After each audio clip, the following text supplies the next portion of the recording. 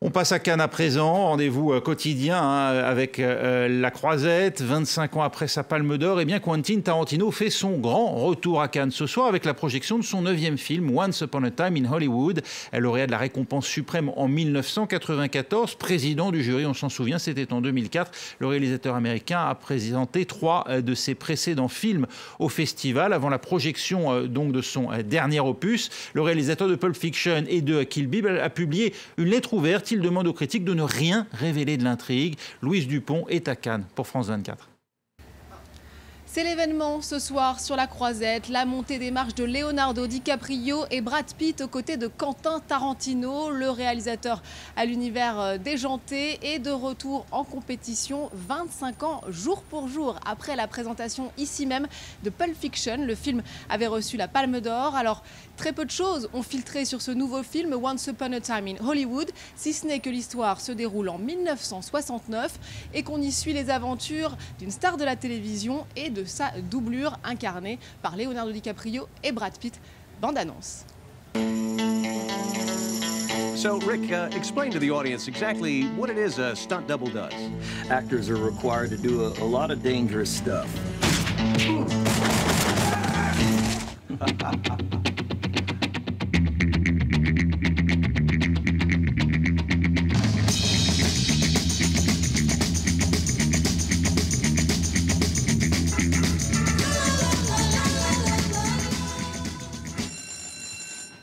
That was the best acting I've ever seen in my whole life. Like you. Des stars américaines à une actrice française dont la notoriété dépasse largement les frontières hexagonales. Isabelle Huppert est pour la 21e fois en compétition officielle ici à Cannes pour le film de l'américain Ira Sachs, Frankie. Elle y incarne une actrice qui se sait condamnée par le cancer. Elle décide de réunir sa famille pour ses derniers instants. Je crois que je suis toujours amoureux d'Anne-Sophie.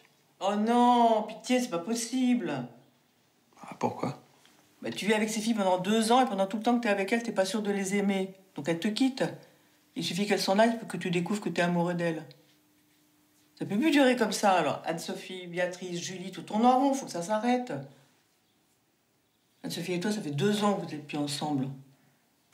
Pas possible que tu sois encore amoureux d'elle. Pour quelqu'un qui prétend croire à l'amour éternel.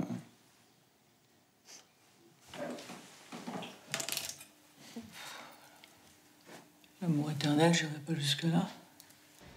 L'actrice Isabelle Huppert qui a déjà été récompensée à 2 reprises ici à Cannes. Le prix d'interprétation féminine pour Violette Nausière et pour La pianiste de Michael Haneke. On va l'écouter tout de suite nous dire pourquoi elle aime tant le Festival de Cannes. Oh, j'aime y présenter les films que j'ai présentés, c'est toujours excitant. On apprend beaucoup de choses en présentant un film. On n'est jamais conscient du film qu'on fait, surtout celui-là, on en parlera. Et dès qu'on arrive à Cannes, en fait, on est renseigné sur ce qu'on a fait, c'est très agréable. Vous allez le découvrir là, le film? Non, je l'ai découvert, mais c'est très intéressant d'entendre les gens parler. Les films, ils existent différemment pour chacun. Et alors tout d'un coup, on a plein de versions différentes du film qu'on a fait. Voilà, et vous pouvez retrouver l'intégralité de cette interview avec Isabelle Huppert dans À l'affiche ce soir à 22h15, heure française. Et si on a beaucoup parlé de la Palme d'honneur à Alain Delon, la vraie polémique cette année sur La Croisette, c'est encore et toujours Netflix. Les films distribués par la plateforme américaine de streaming sont récompensés et projetés dans de nombreux festivals internationaux de cinéma. Mais pour la 2e année consécutive, absent de la compétition officielle à Cannes. Pourquoi? On fait le tour de cette question, loin d'être résolue, vous allez le voir avec Axel Simon. Une belle affiche pour le Festival de Cannes 2019, mais qui ne fait pas de place en compétition officielle aux films estampillés Netflix. Ça n'a pas toujours été le cas. En 2017, 2 films produits et distribués par la plateforme de streaming ont concouru pour la Palme d'Or. Le coréen Okja et l'américain The Meyerowitz Stories. Le festival comptait alors sur Netflix pour se plier à sa règle. Tout film sélectionné en compétition officielle doit sortir en salle en France. Mais le géant américain ne joue toujours pas le jeu. Ils n'en sont pas encore là. Très bien.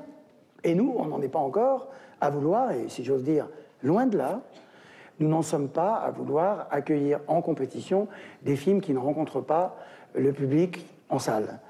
Le conseil d'administration du Festival de Cannes est majoritairement composé d'exploitants de salles de cinéma qui ont tout intérêt à ce que les films passent par leur salle. Mais c'est une exigence dont ne s'embarrassent pas d'autres grands rendez-vous internationaux. Berlin ou Venise qui a couronné cette année Roma d'Alfonso Cuarón, film distribué par Netflix. Mais la plateforme américaine ne sera pas pour autant absente de la croisette cette année. La quinzaine des réalisateurs, une des sélections parallèles et concurrentes de toujours de la compétition officielle, a choisi un film acquis par Netflix. Car pour son délégué général, cette polémique est un faux débat. On est évidemment très conscient du problème que Netflix génère. Néanmoins, tout en ayant envie de participer à ce débat et à faire évoluer la situation, on ne souhaite pas que les réalisateurs deviennent les premières victimes de cette période que, j'insiste à penser, ce n'est qu'une période de transition. De son côté, la direction du Festival de Cannes assure que le dialogue avec Netflix n'a jamais cessé et qu'il faut prendre en marche le train de cette révolution inéluctable, surtout avec l'arrivée de nouveaux acteurs sur le marché du streaming.